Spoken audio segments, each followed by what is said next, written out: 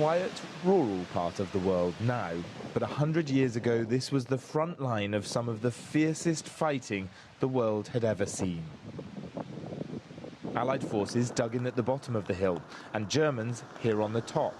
Unable to breach the line, British soldiers dug tunnels under the German trenches. The end of the tunnels, they put ammunition on it, and on a certain day, a certain moment, they blew it all up. The famous Battle of the Mines, which moved the Allied advance forward before being pushed back by the Germans a year later. Stefaan de Crock is part of a team who restored the trenches here in Bayernwald, originally dug by the German army in 1915. On this side there are more than 100, 200 soldiers. We have only 4 bunkers here.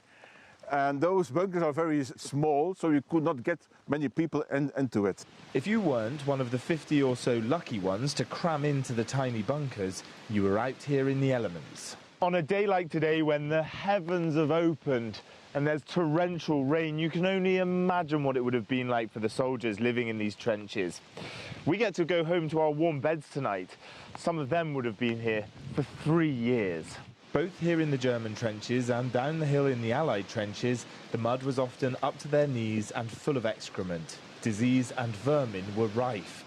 But the ports, 40 kilometres north of here, were too important for both sides. The Allies knew they had to be stopped here.